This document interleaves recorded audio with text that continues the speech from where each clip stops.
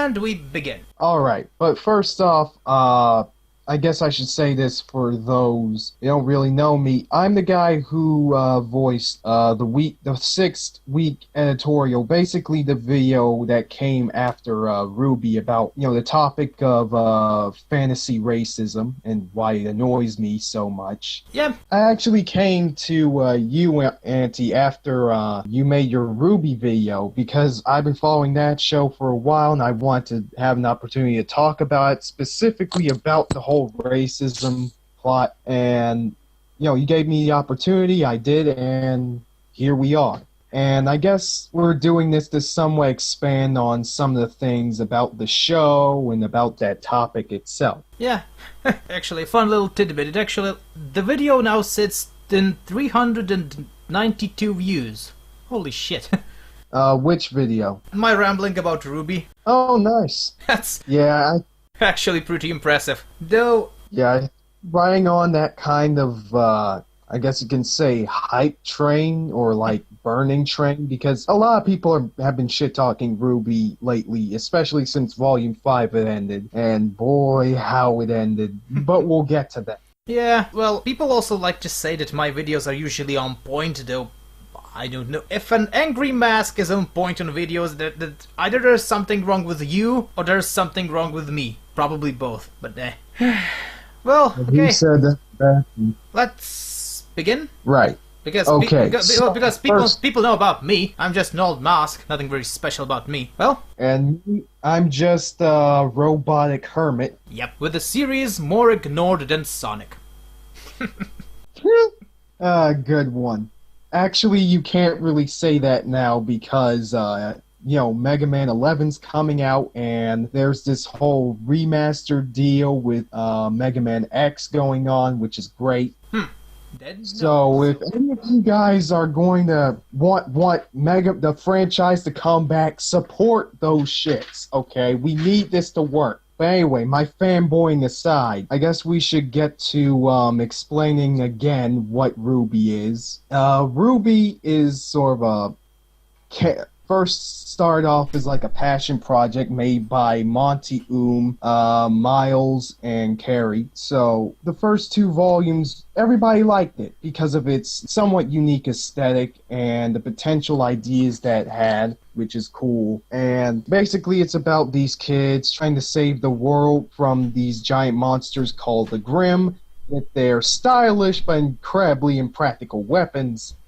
And I guess it's more about how these different personalities collide with each other and stuff like that, as opposed to actually focusing on plot details. But I would like to argue that even that aspect of the show isn't all that. But honestly, for the most part, I thought it was just a very intricate poaching commercial.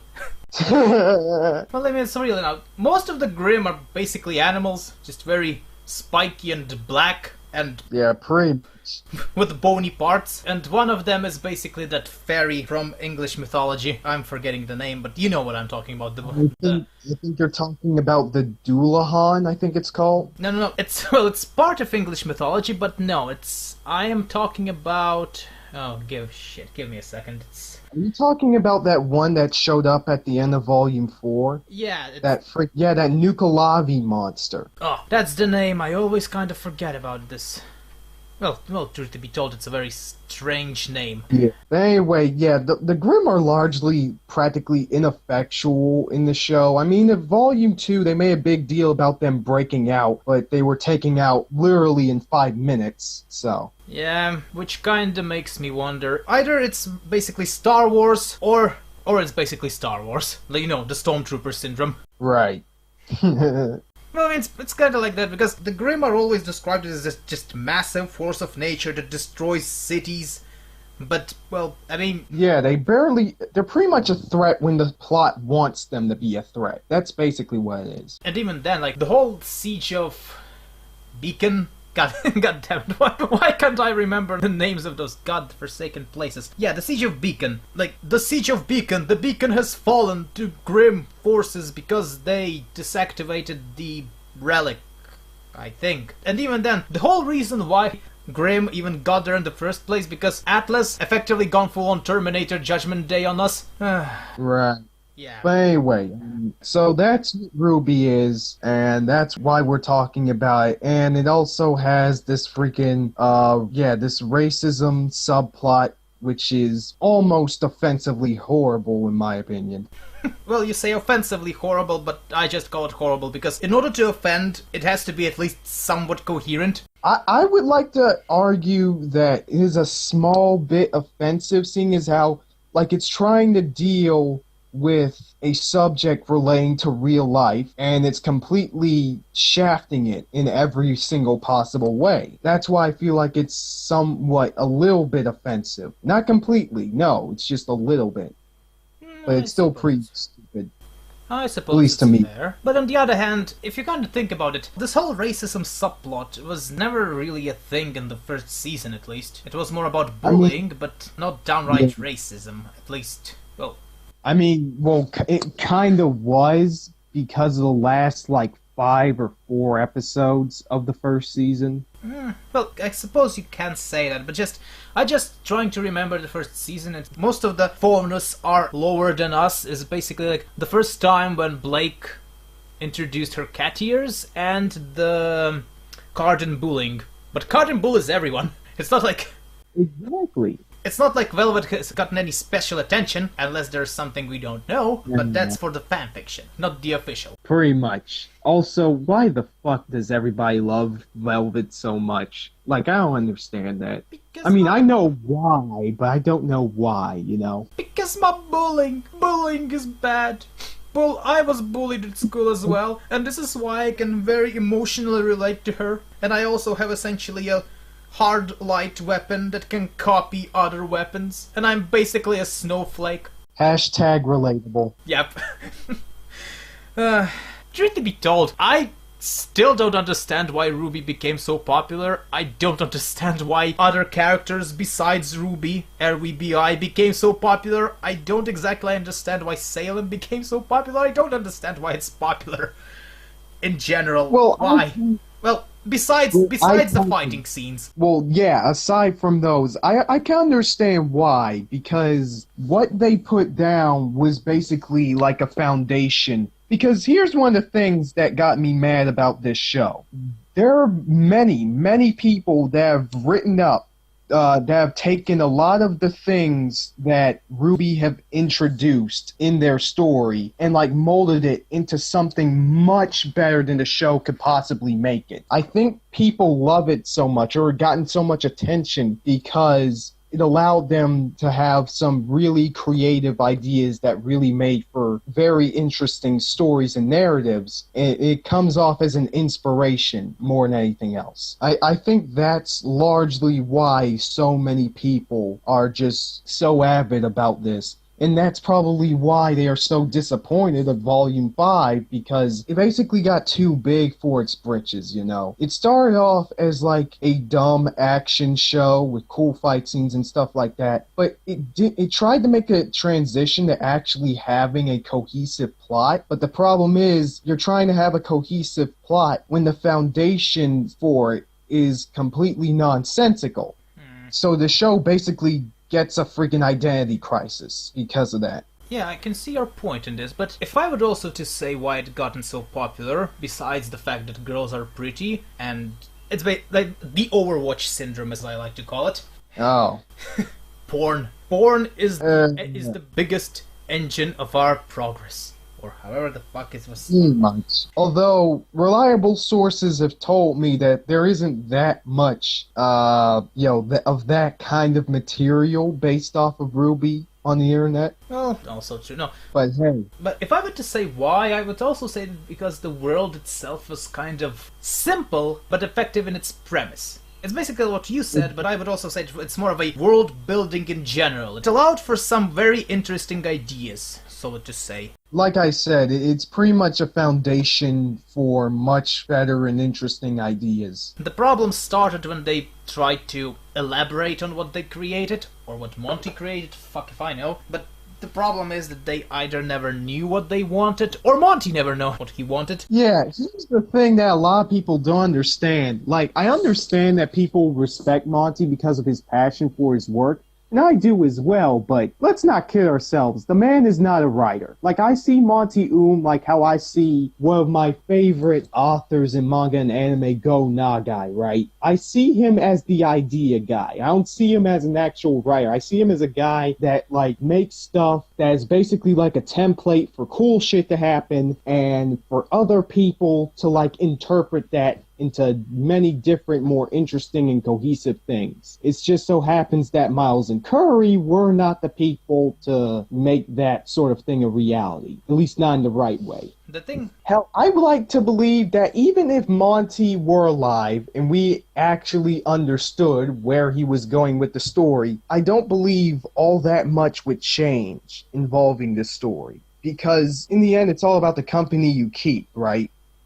It's clear from what we've been seeing that they're not exactly the most, they don't have any reliable editors to tell them, like, no, this isn't how you're supposed to do your story and stuff like that. So odds are things would probably be the same, although I would hope that it would have been less boring. God, I hope that would be the case. Yeah. But Samantha. See, if we're gonna go with Go Nagai comparison, is the problem with Go Nagai is that his works are very... how should I say it? It's his own works, and if he is not involved in the process of making, people are probably can't really do justice to what he wanted to do. If we go with Go Nagai comparison once again, and this is kind of the problem I also have with this. I think that Monty Ohm had at least something to do with the creation of Salem. Either Salem or something like Salem would have come, because Grimm as enemies are very boring if you kind of think about it. It's the basic cannon fodder. Eventually you have to introduce some main villain, like the Borg Queen or something like that. So very much. So even if Monty Owen was alive, the only thing that would change is I want to say the fight scenes, but even that I think is the whole reason why fight scenes became like that is because they in I think Volume 3 they basically just became the wannabe Game of Thrones. Pretty much. And Game of Thrones is not known for its very high-octane fight scenes. Fucking fight scenes. The first half of Volume 3's fight scenes were kind of bad. It was only after, like, I think, that battle between Crow and Winter when things started to pick up. And even when stuff got serious regarding the plot, like, there are several plot holes and things that didn't make sense that kind of ruined the whole experience for me. Like, the whole friggin' Vital Festival thing. Like, in a world where there are monsters that apparently track negativity and shit, which, to be fair, kind of changes as the plot demands it, but bear with me. You want to have a live sports festival where basically gladiatorial fight. Let's call it for what it is. Exactly. And there are much higher chances for them to get hurt and shit like that. Granted, they do have those apparently life bars for each of the fighters for how much ore they have, which how they are even able to quantify that we'll never know, but whatever. And I suppose, but that still doesn't exactly help, because the large amount of people that will be disappointed when, like, their country's fighters don't win could attract some Grimm their way. And it would be very dangerous to do. Well, in Show's defense, I think it was also the relic that protected them, or the... Never really implied that it even did that. So... Yeah, but if the relic haven't done it, then what stops Grimm from basically attacking en masse? I think... That is true. That's also one other thing I kind of wonder about. Why in the hell doesn't Salem just, like, bombard every single country with Grimm? Oh, I think that massive tower has something to do with it, but I can't for the life of me remember if this was a relic thing, or was Ozpin thing, or just the tower itself? Ugh. No, the towers basically act as like they basically like create the internet. They're basically like the friggin' towers we have here, except that for some dumbass reason, Ozpin made it so that if one of the towers fall for one country, all of the towers fall and no one can communicate or any of that shit. Yeah, that was pretty dumb of him, but that's not a topic. So we kind of tracked off the point a bit. Faunus are Right. racist, or Atlas is racist, or humans is racist. Everybody's... Something is racist. Something is racist. We have to find out what. Right. The humans are racist, if I remember correctly. Yes, because faunus are people with animal features. The animal features are ranging from animal ears to animal abilities. And animal abilities are bad because I don't know. Like, okay, they try to explain it because, from what I can remember, in the Great War, the Faunus were instrumental for Atlas to win the war, and so after that, they were promised that they would actually gain some actual, citizenry, and they would gain some kind of notoriety, but they didn't really get that, and they still had gotten ridiculed to this day. No. They've gotten menagerie from that. But then the humans just go, well, you got your country. Now run along, shoo. So they basically went a full-on civil war on them, and the human commander.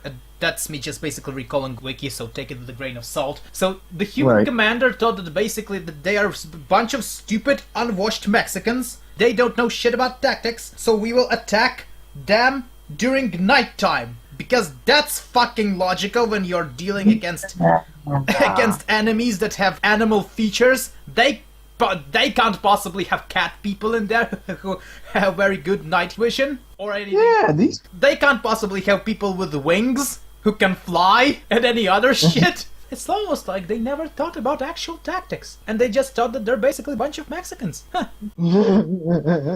How about Sorry. the similarities, but yeah, you're fine. Anyway, yeah. Another weird thing about that, though, is that, okay, one of the arguments someone has made to me in regards to why the Faunus are oppressed is that they are a minority, and that's how they can fit into a small island continent like Menagerie. But here's my question. How the fuck did the Faunus manage to become a minority? I mean, think about it this way. We should assume that when the God of Light and the God of Darkness, sorry, we didn't mention that? Yeah, that's a thing. Created the humans. We should assume that the Faunus have existed for about as long as the humans have. So it would be sensical for the people who have actual animal traits and abilities to be the majority, the survival of the fittest, right? Basic shit. But no, somehow, just some freaking how, they are apparently the minority. And that. Sorry, go on. Oh no, you keep going. Now that you mention it, you know how they would just easily solve this problem? They could say that Atlas created Faunus as soldiers or cannon fodder against the Great War, and then everything about this would be just perfectly explained. Yeah, instead of making it so that they have apparently existed for about as long as the humans have. You could just say that they're a result of, like, genetic experimentation and shit like that, and we'd have been fine. It would have been great. Also, it's kind of silly for gods of light and darkness to essentially create a degraded version of Faunus. Now that you think about it. It's like... Humans are beta Faunus. Well, from their perspective, it's probably like that. I mean, if we are both correct, and basically, like, Faunus were before humans, from a point of perspective of Faunus, they're basically, like, very strange Faunuses. Right. That for some reason call themselves humans, or humans, or just racists, I don't know. It's kind of... I mean, they say humans, so I guess that's right. Which is also a bit of a hack job if you think about it, but eh.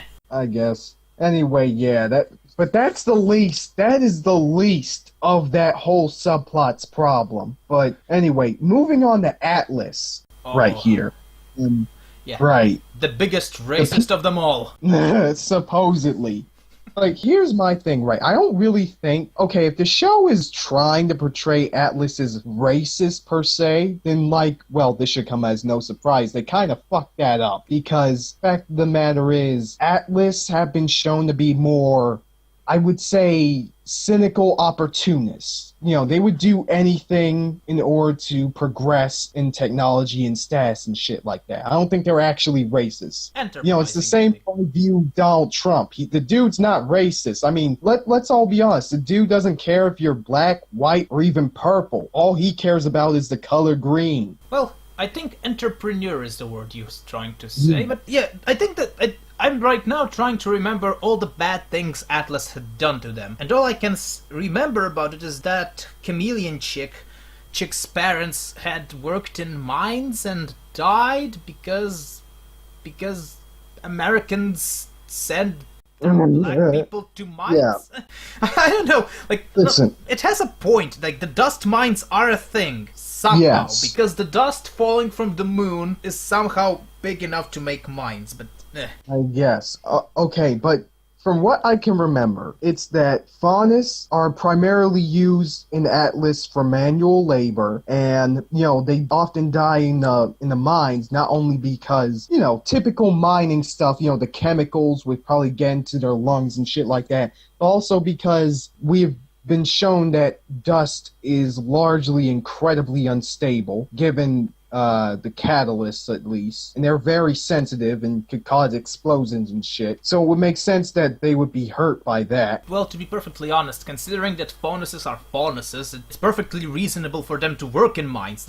Why would you need a human worker in the mines when you have a perfect buffalo man who is buff and buffalo and man, and he probably dig that thing with his bare hands? Why? The only better replacement for a faunus in these hazardous conditions are basically robots, and robots are prone to hacking, I think. Yeah, this whole big world security system that we talked about with those towers, yeah, those things can be hacked, apparently. Yes. Because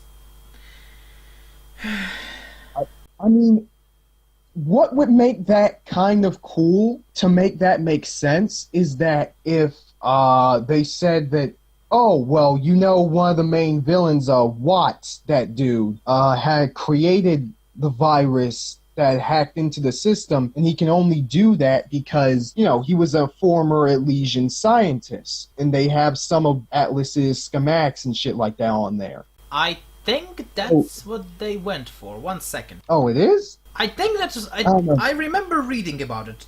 Give me a moment. I'm gonna check the wiki for this. I Yeah. think that was. Actually, while you're doing that, let me mention one other thing. You see this shit we're doing right here, trying to go to outside sources to understand basic shit that's happening in the show? Yeah, it's kind of a problem. Don't ever do that. Don't ever do that with your story.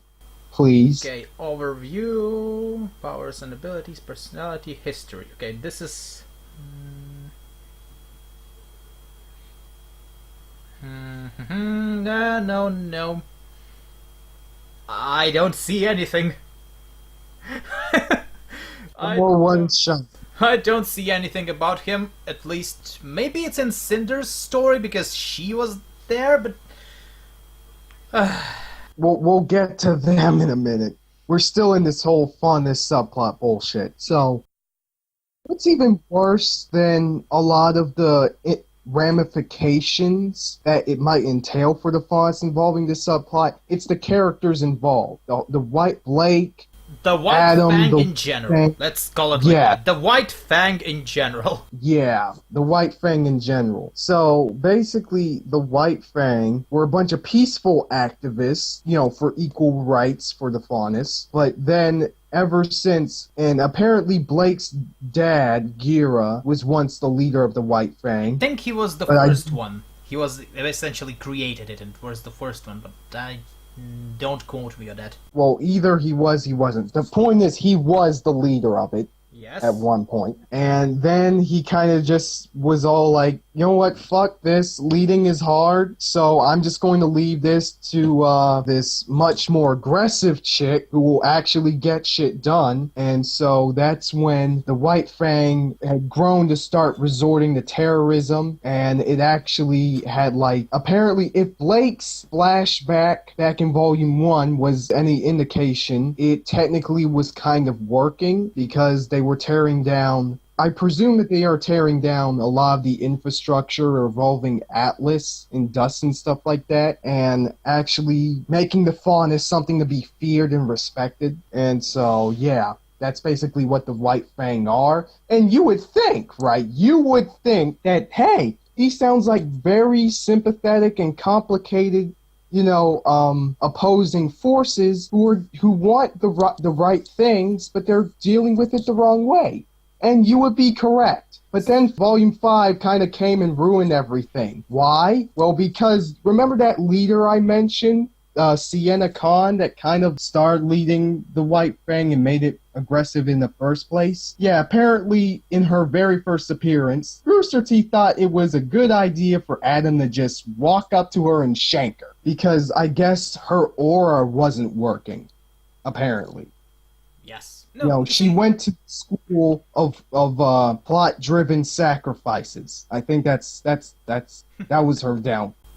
Yeah, to be perfectly honest, if they could manage to actually succeed in their Atlas's racist subplot, the White Fang could actually be a very interesting antagonist. I think that's the term. Basically, secondary antagonist, like the Resistance, essentially. They're kind of good, they're kind of bad, they're bleh. I mean, I don't even count them as that. I mean, well, technically, we probably would, because, Adam, the guy who killed the freaking White Fang leader and staged the coup d'etat, yeah, he kind of got one-shotted by Blake, who was basically using bleach tactics in order to beat him. And also, let's not forget that Adam was once kind of a cool-looking guy that looked and probably should have acted like Virgil from Devil May Cry, the usual, not the reboot. And then they made him into the Virgil from Devil May Cry reboot.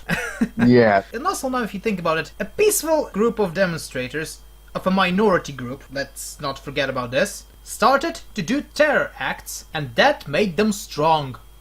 Yes, that's not gonna further up the bullying and make them basically into Jews in Nazi Germany. No, not at all. That's not gonna demonize them. That's not gonna demonize faunuses to a ludicrous degree. To be fair, from what I could tell, they only resorted to that because they were desperate for independence, but even then, and the fact that Gira kind of just up and walked out on it. I mean, what sort of independence? You basically have Israel. You right. Have the RWBY equivalent of Israel. You have the Lebensraum for faunuses. An entire country that is not only protected basically in the middle of nowhere, it is also protected by those things. The Grim. Yes. The Sea Grim, I think. Was it the Sea? Yeah, the sea grim, those octopuses or whatever the fuck they fought in that. Yeah, well, there were octopuses and there were also apparently dragons. Yeah. That can also. You're basically set for life there. You probably slowly but surely you could have just wiped out the Grim, well, or at least make them like in Beacon so they're like up to the minimal point, and then why do you need those nations so much when they apparently oppress you to the point where you have to resort to terror attacks? Why? Exactly, and not only that, probably. You can understand, because on one line they said that, living in Menagerie isn't all that easy. Then we cut to Volume 4 and we're all like, oh yeah, all of these markets and all these people just walking around peacefully. All these people who don't want to help, Whale, I think. I forgot the name of the place where Mistral. they were. No. Mistral. Wasn't yeah. it? Yeah, all those people who want to live here and don't want to go and die for some Mistral countries, yeah, they look fucking malnourished. They look bad and beaten and just miserable. I mean, to be fair, I guess if you look at like the map or freaking Menagerie, apparently the other side of it is like a desert. Oh. But the show did a really shit job of making that apparent anyway, so it barely even matters. And even in that case, people live in deserts. There is an entire country in the desert, and they somehow manage to live just fine. Exactly. In fact, that should go double for them because they're freaking part animals. And there might be coyote faunuses just running around doing it up over there. And also, your part of your island is half desert, half tropics. Right. Logic in RWBY. What is that? Let's not seek it. Let's instead talk about character development. Because character development. in this show. The another non-existent thing. What?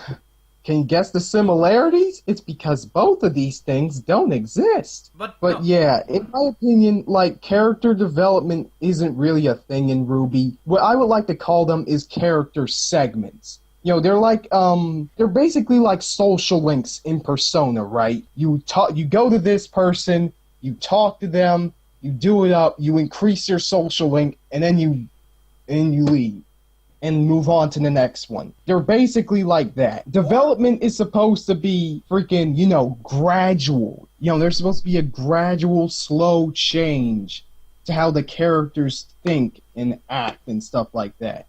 Weiss, for example, like, she started off as like an incredible bitch and didn't want to have anything to do with RWBY, and even the first arc in Volume 1, it was about her not feeling all that great about having someone like RWBY being the leader of her freaking team, for understandable reasons, to be sure, but we'll get to how that was squandered in a second. And in the end, she learned less to be a bit of a bitch, and a couple episodes later, her and RWBY are practically besties. That's basically what happened. Well, She doesn't learn to tolerate her or anything like that. They just yeah. Well, again, in the show's defense, I think RWBY saved her and proven to her that she was competent enough to lead. I clearly remember there was an entire subplot of that. Yeah. And then, well, she essentially just grabbed her and never let go.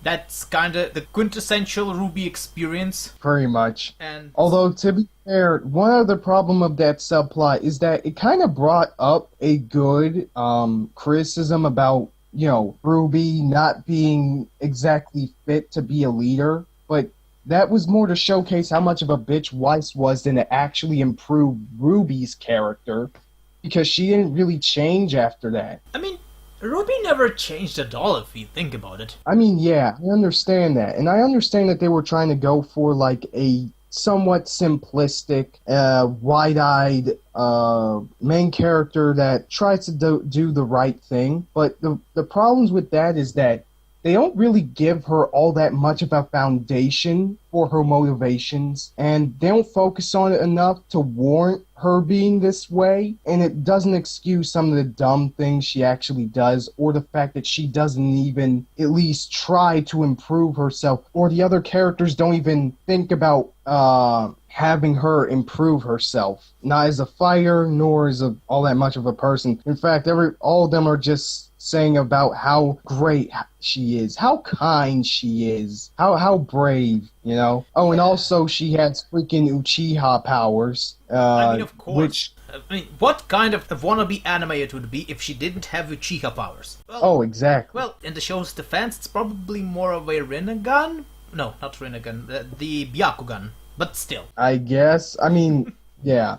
It's more of the Byakugan that only works on the one enemy that humanity has been fighting for so many years. Yeah. And No. that one scene in freaking Volume 5 fucking insults me. You know the one where RWBY was all like, "Oh, I have one question." "No, RWBY, my cane is not a relic." "Then I have no other questions." Then what was the point of this fucking stick in the first place? Why is always Ospen always is shown with it? And sometimes I clearly remember that the stick was his shtick to be. Yeah. But it's not a relic. No. I'm not upset because of that. I'm upset because the fact that RWBY didn't even ask about the freaking Silver Eye powers, even though those, those powers will be much more helpful. Does she with even her realize that she has those? I think she always kind of passes out when she does that. But she realized that she does because her and Crow talked about it at the end of Volume 3, and she was actually concerned about it. But fuck all that, I guess. To be perfectly honest, how many times has she even used those things? She used them once to fight off the dragon, to turn him into stone in Volume 3. Then she used them in the last volume and passed out. No, she didn't pass out because of that. She passed out because Emerald knocked her out. Yeah, some fucking superpower that is, but, so, other than that, how many times did she use? Did she use it against that ukulele guy? Ukulele? No, she didn't. That is also, Which is... That is also kind of, by the way, there's also a very good, interesting thing. The character development of that... The Jean team. Yes, that was a very interesting and a very important thing you dedicated an entire season for, only to forget about them afterward. Oh yeah, that whole thing with Ren and Nora, right. Yeah. It's like, I feel like they kind of ruined Ren with each volume, because in the first volume, you know, he was, the main draw of him is that he didn't talk all that much, but when he did, he made for some really good jokes or some cool insight. You know, that's the kind of character he was. And then they kind of ruined it, because they made him talk a hell of a lot more, which could be said as character development-ish, but even then it's kind of weird.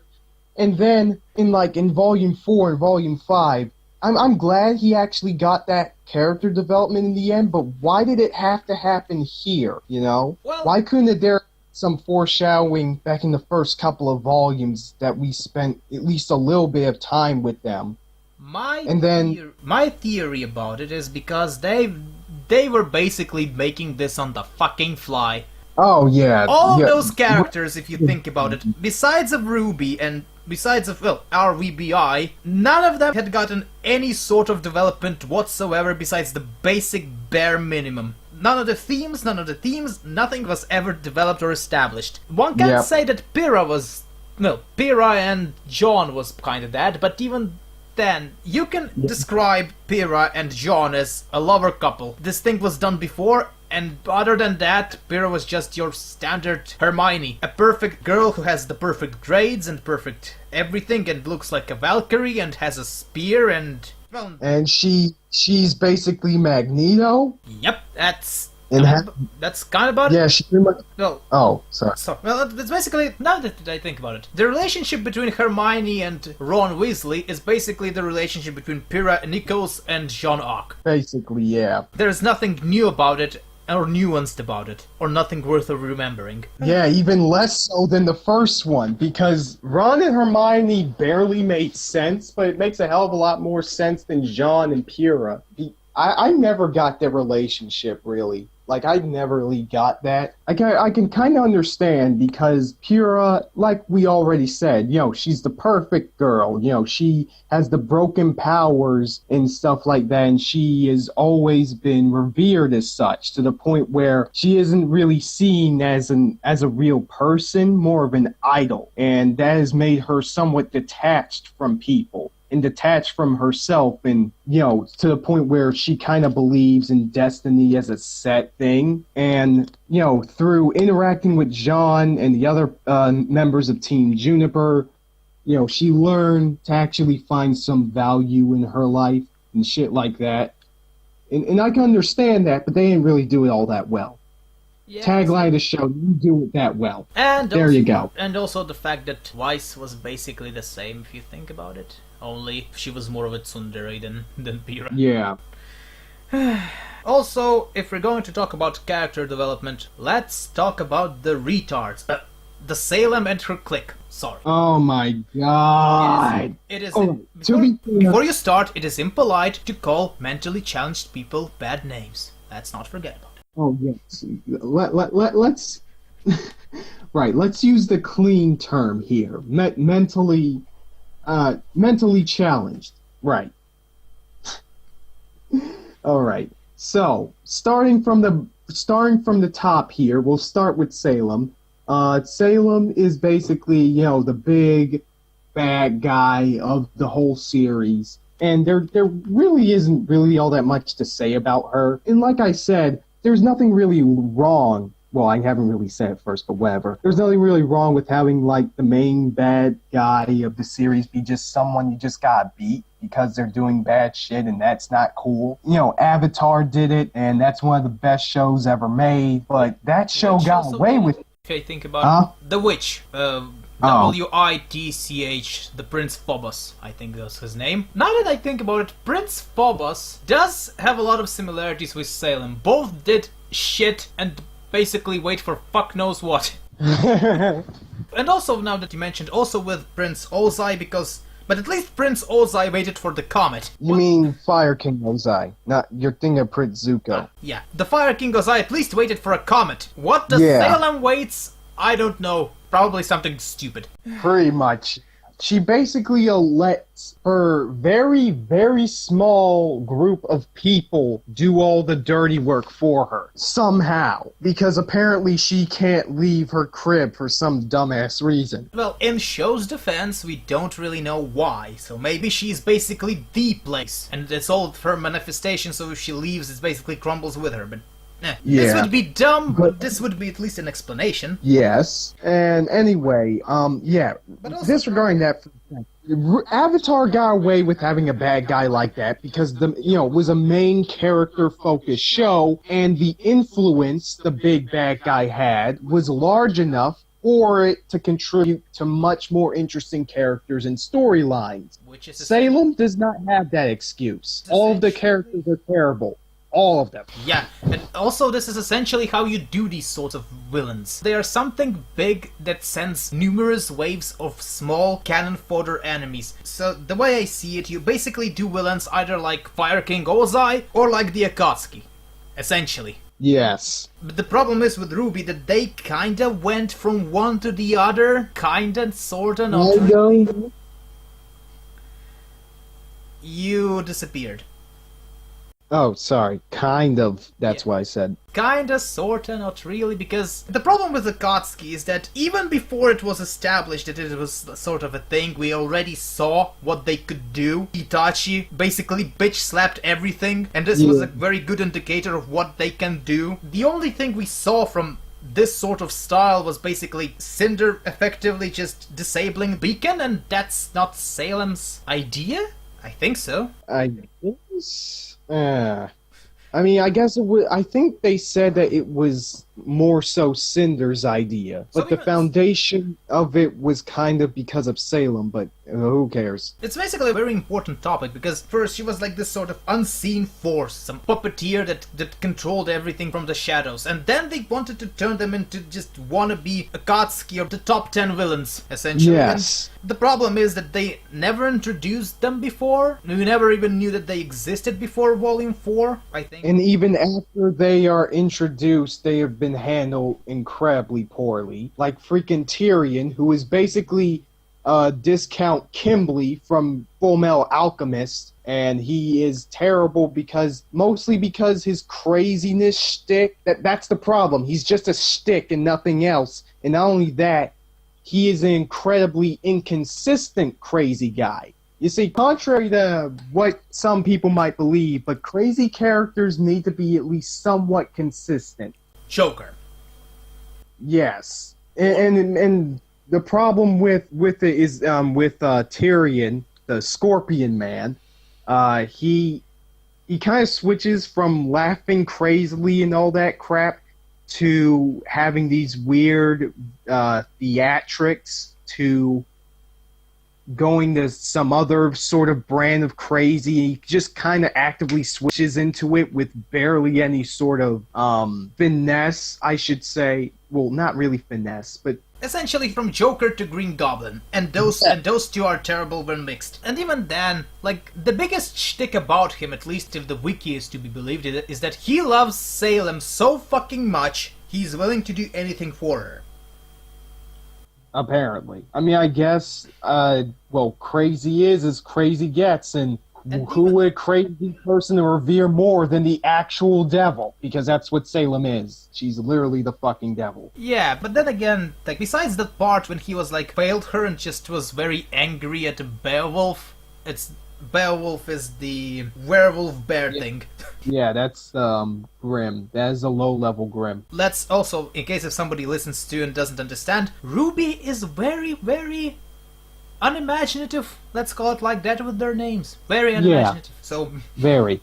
yeah, and the others are also not very great. Oh yeah, let's get to talking about the real disappointment of this volume. Freaking Hazel, man. Or how we should actually call him, Hansel, because people Hansel and Gretel, or Hazel and Gretchen. They could have at least mirrored the name, so it wouldn't be that obvious. It kind of was. Kind of like how basically the main characters are modeled after old stories themselves, which is the most unimaginative thing you could do with any of your characters. But whatever. Anyway, how they fucked up Hazel. Oh my god. Okay, so let me let me set the stage for you people, because you really need to understand this. The stage is all yours. Right. Hazel, when he appeared in Volume 4, he showed up as this very reserved and very collective individual within the group of the main bad guy. And he seemed to have a good head on his has a pretty sizable head on his shoulders. And he seems like, probably the most mature of the entire group. And, you would think he went with Adam to stage the coup on the White Fang. He seemed very surprised, and he didn't think that, they would actually hurt Sienna Khan, but I guess he was kind of reluctant about that. So that might give you the idea of how in the world did somebody like this man manage to get himself onto teaming up with the literal devil? Now, with that in mind, let me tell you exactly how they fucked it up. They fucked it up by giving Hazel the most dumbest motivation ever. Well, yeah. One of the most dumbest motivations you could ever give to any character. It's essentially a dumb revenge story. He wants to get revenge on Ozpin because his sister died on a training mission,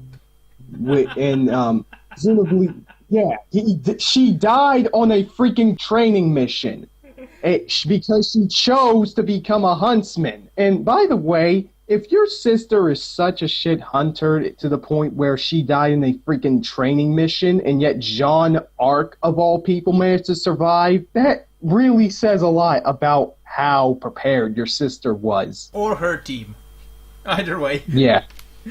Oh god, this is just very, very, very embarrassing. Like, honestly, you have essentially I can't add anything besides that. When he was first introduced, I honestly thought that he was the guy who is doing this because of something strange and probably demonic connecting them with her.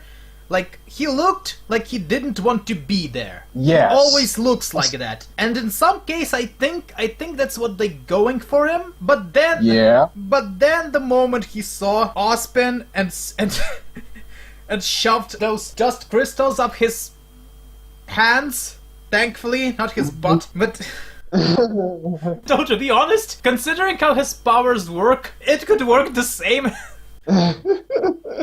And yeah, this was just very, very disappointing because not only he blames Ozpin for all of his grievances, but his entire motivation, at least how they portrayed it so far, is that his sister died in a training mission, and he blames Ozpin. Well, it's fair enough in one way at some point. Even worse than that, he's sad because his sister, who is probably about as old as the people he is fighting, died in a training mission accident, so he's going to kill a bunch of children because Ozpin is inside the head of a child, because apparently Ozpin is Jesus in this universe. So yeah, which is dumb. Another dumb thing about this is because that they kind of had this whole running thing in Volume 5 where they were trying to show Ozpin as somewhat untrustworthy to the team, I guess, and he had a bunch of secrets that he wanted close to his chest. But the problem with that is that not only did they ignore all the actual stupid things they do, and that he did, that pretty much brought all the heroes in this situation in the first place, they don't even address these types of things. Every chance they have into actually criticizing Ozpin so that we can actually get some interesting story stuff done, they bitch out of it and just hold back. Because, we can't have Ozpin looking like the bad guy, right? He knows everything. Fuck you, he's smart. It's just like the show Sherlock on Netflix. It's just fuck you, but he's smart. Even without that, even if you ignore that he's going to kill a bunch of children, because I think Ozpin said about this. Like, I can't recall it correctly, but he said something like, so we're gonna just basically murder other children. Well, and he said, yep, they're your puppets, so they'll be dead, yo. Just... What makes you better than him? Exactly.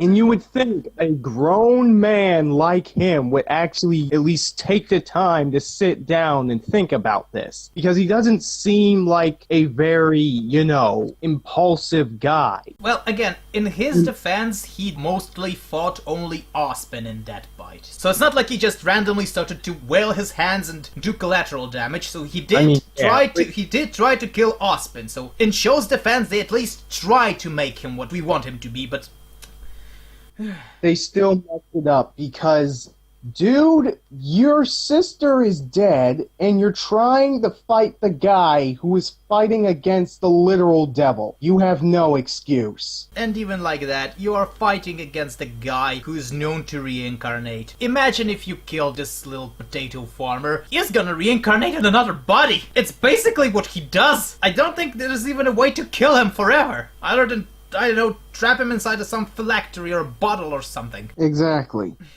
And then... I wish of Ozpin in a bottle so that we can just end this whole thing. Oh, believe me, they gonna do it eventually. They're like, Ozpin is a mentor character. They're gonna kill him off. Or incapacitate one way or another. Eventually they're gonna do it. And then Ruby's gonna be just the big hero of Luke Skywalker tier, and Cinder's gonna just come back again. And we're gonna talk about it in a moment or two because we're running out of time here. But then, Cinder. Yeah. God fucking damn you. Just okay. Wait. It's just that Cinder in the beginning was just like a very, very bland and obnoxious villain, and she barely had any sort of all that good motivations other than that, she just wants power and to be feared and all that shit. And she did this stupid plan in Volume 3 where she basically had Emerald use an illusion on not only the audience apparently, but apparently the people who were watching the match with Mercury and Yang on TV, apparently, to make it seem like Mercury had his leg broken so that everybody would get upset, and so that they would hack the system and have a bunch of Grimm break out and cause chaos so that she can get the relic. If that doesn't sound like a stupid plan to you, or at least incredibly convoluted, I don't know what is. Not only is it convoluted, but it also, the moment I just try to remember what was her big plan of her Cinder's faction to begin with. Like, what was her plan other than just cause chaos? Well, she was trying to cause chaos so that she can find the relic in Beacon. Why? Because, Salem wants it. No. That's the problem. She didn't want... She attacked a Fall Maiden and wanted and stolen her powers. Yes. And she has a glove that can steal Maiden's powers. It was implied that she has something to do with the Maidens in general. Yes. Or she either knew it, like Zhao from Avatar knew about the moon and the moon's fish, or something like that. I can't remember. It was very long ago and it was stupid. Yeah, apparently a Grimm on her arm can, drain Maiden powers for some dumbass reason, which, whatever. No, it wasn't even that. It was even before that. It was like she had a glove. I think the glove had a Salem emblem on her, or something along those lines, but Nah. Whatever. Anyway, she needed the Fall Maiden powers because not only, she wanted to be more powerful, but only the maidens of each relic can basically get into the passageway, get through the vault where the relics are kept. So the maidens are basically the key to the relic, basically. Yes. Yeah. So that's why she did all that. But yeah, the plan itself was incredibly overly complicated and stupid. Essentially, especially considering that Cinder didn't even, go into the school to try to find the relic. She was just standing on top of the building, looking all the shit she is wrecking. And then we go to... Volume 4. Hmm? Here's a really funny thing. Apparently, the best thing that has ever happened to Cinder's character is when the writers made it so that she can shut the fuck up for a volume. Yeah. No, but speaking of convoluted and very stupid, you know what I'm right now thinking about? What? The mother of Yang. Oh, right. Raven. Fuck. I forgot. Oh my god. Speaking of convoluted plans. She is the worst. She was probably the worst character in this volume. I swear to God. The problem is with her quote-unquote revelation is that this revelation was miles. Like, you can see it miles away. Miles coming. But... What twist? How can you expect any person with a brain to believe that this chick we never heard of before is her when she was with Ozpin, so she has a reason to be with Ozpin. Yeah. She was with Ozpin enough to have bird powers, and her semblance is literal teleportation to people she knows, or people of her blood relationship. So it's, yeah, I think it's that. No, it's people she cares about. Oh, even better. Yeah, because remember, it was hinted that she teleported to Yang and Ruby's dad, Tai Yang, aka totally the best dad, at the end of Volume 5, so there's that. So yeah, it's basically she can teleport to people she cares for. Hey, here's a question. If Raven was the Spring Maiden the whole time, why the fuck didn't she, go over to Lionheart, the principal of Mistral, at episode 9, like she did, had him at sword point, right? And, tell him, the Geras in the freaking vault so she can take the relic, teleport out of there, and then have her and the rest of her posse leave. Why didn't she do that instead of, risking everything on this dumb shit? Because plot. And also because the tribe is more important. Because if you have the relic, then Salem will hunt you till the end of your days. Because Salem is very... the Salem ways is mysterious and we do not understand it. Basically. Oh yeah, that you pointed out a couple of things that are wrong with her whole storyline there. I love how the thing that made Raven give up on her dumbass plan is just having Yang point out how stupid her plan is. That's what literally happened. She just said, bitch, if you take the relic, you'll have an even bigger target on your back. Do you really think this is going to work out for you? And all of this... Sorry. And I'll be done in a sec. And number 2 is that, the fact that, shit. Her freaking clan, what even was that? She has a gang of bandits, but they can't even fight an 18-year-old girl? Really? Well, that 18-year-old girl is very spunky, so... I guess. Haven't you watched Power Rangers? All you need to destroy evil is several teenagers with attitude. That's all you know. It's all you need. But yeah, that tribe was just the most retarded shit. A bunch of squatters just living in the woods. Pretty much. Raven was retarded. I'm sorry. Mentally challenged. Gotta be careful here. Yeah, it's... and Crow another thing... Crow was also retarded. I think it runs in the family. Well, Crow Crow didn't do all that many stupid things. The stupidest thing I can really name regarding this volume anyways is the fact that one part of that one episode, he was looking for his a bunch of huntsmen to like help out in the final battle, but in the end all he needed to do was go with the freaking, I guess that whole freaking, what was that thing? The call? Yeah, that wall, that freaking, I guess we should call it the leaderboards, I guess we should say. No. You know, to check whether the huntsmen were dead or alive, or just missing in action. Again, in the show's defense, I think it's what he did, and since, well, Lionheart is basically compromised, so he never either updated or just deliberately disinformed people. I guess. But even then, like, we see after Crow was finished looking and he saw the wall, that he saw that the huntsmen were missing in action. Yep. So... Which also kind of makes you think about it. Like, huntsmen are essentially mercenaries. They are known to be missing in action or just do something, but not your entire fucking force of hunters. Yeah. Also, what is even a huntsman, really? What is a huntsman? What's a paladin? That's a spooky prince. A very glorified poacher. Pretty much.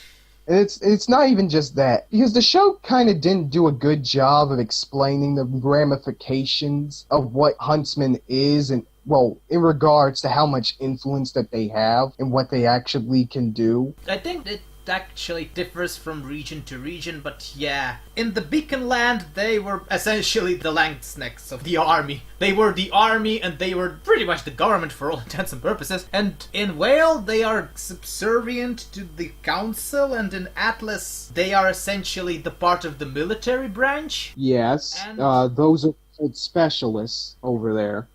So, returning to Salem and her clique, now that Cinder is effectively dead in a scene that was, the battle scene between Raven and Cinder was good. Mostly, yeah. Even if mostly it's better than it's better than the shit that happened above them, so... Yeah, pretty much stuff fight. Stuff happened. You might want to repeat that. You disappeared for a second. Sorry. Stuff actually happened in this fight. Yeah. Seriously. Cinder was this just main big villain. Like, Salem basically bet money on her, and she just died, so... Well, she didn't die easily, but the biggest issue I have with that is the fact that she kind of got axed before she even did anything regarding her huge hate boner for Ruby. Because when she showed up, all she did was just play around with Jean for a little bit, for no good reason. No, the reason was to basically taunt her, and because, like, he was her lover boy, and... Pyrrha's lover boy, not Ruby's, and well... She didn't do that. No, that's basically why she bothered with him. She explicitly said, I remember, that she was basically taunting because, oh, this, like, Pyrrha. I remember Pyrrha. It was the bitch I killed. Yeah. She didn't even mention her, I'm pretty sure. But, you know, it's fine. Yeah. So, okay, we're going on for... How much? All right, let's end this off by talking about 1 hour the new and 23 minutes. Holy fuck. Yeah, let's end this by friggin' predictions. Predictions about Volume 6 and about the new show. So, Volume 6 predictions. We know for a fact that the gang are going to Atlas in order to find the relic there, but daddy issues galore. Daddy issues everywhere. Yeah. And also brother issues. Let's not forget about and mother issues. Basically family issues. Yes. And also probably Ironwood issues. Because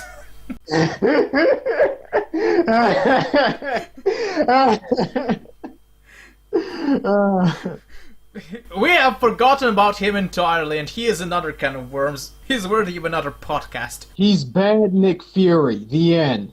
Yep. He is what would happen if you mixed Cyborg, Nick Fury, and incompetence.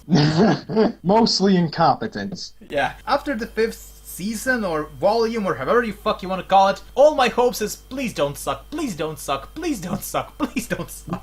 No. My only hopes is that the one villain we didn't mention yet, well, we barely mentioned, is Watts. Oh. He's the only villain who left who hasn't really been squandered so far, because every other one has been ruined, especially Roman, who had an interesting backdrop and reasons to do what he's doing, but he kind of got axed before. Oh God, Roman! Oh God, I hope they don't return him. Oh God. Please don't resurrect Roman. Let him die in dignity, God damn you. Yes, I mean, he barely died with all that much dignity, because let's really think about this. The dude he wasn't a good, effective villain. He was just a charismatic character, which is fine, I guess, but he wasn't even all that threatening because, teenagers can beat him up real easily. Yeah. Wait, then, Volume 6. Then what we want to see. I want to see actually RWBY training more, because they have come to the Whale to train.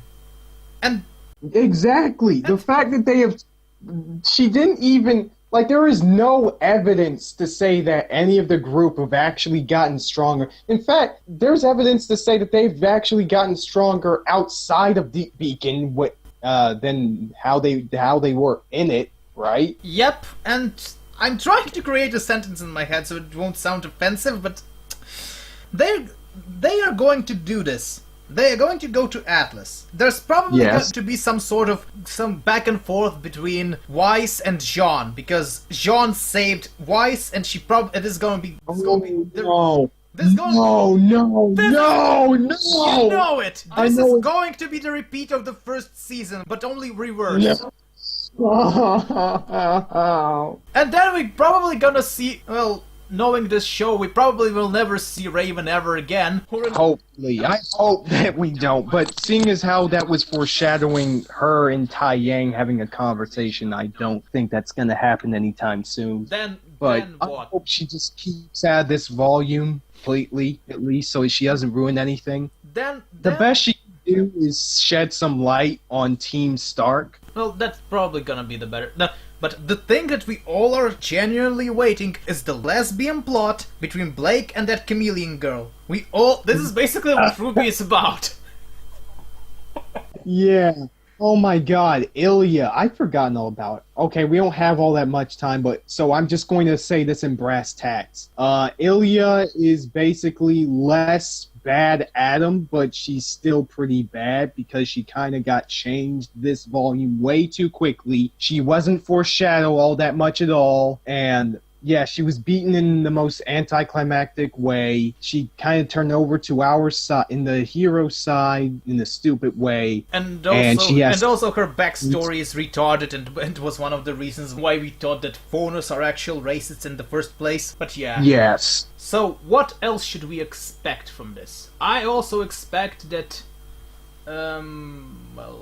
I expect that they're going to fuck up Watts' character somehow. Well, you said that, but I tried to think what something else they could fuck up, but I kinda... it's hard to actually imagine what they would fuck up. If they're in Atlas, then Ironwood could probably resurrect Penny, but... Yeah, where the hell is Penny? She was dead. She is dead. Yeah. But right. Because robots can't be rebuilt, guys. Well, we honestly don't know. Robots die when they are killed. We don't know how they operate. Maybe she was one of a kind, so they maybe are idiots and they don't have any spare copies of her consciousness or personality. Oh, this actually could be a very interesting subplot, like Ironwood or whoever the fuck just sends a Penny clone who knows nothing about her. Though I give them way much credit. Yeah, but hey, we can only dream. Also, I just thought of something. What if they made Weiss's sister Winter the Winter Maiden? Can you say redundant? Honestly, I think they would probably go with this, but if they would go with this is going to be this will open a Jupiter-sized plot hole in this entire scene, because... Well, and now, what can you say about those new shows? Have you watched? Well, Have you watched the first 2 episodes of that? yeah, Basement? Nomad of Nowhere. I think it's called. I've watched 3 episodes of it. It is a very, very, very mediocre show. It's essentially like bootleg Trigun. It's trying to be like a kid-friendly Trigun. It's not even, and it's not working.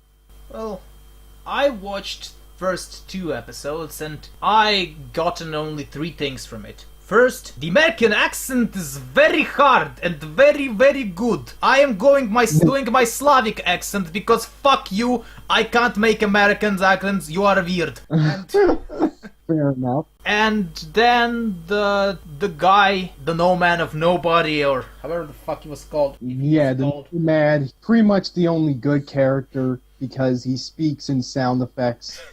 And his biggest power is to draw googly eyes and things.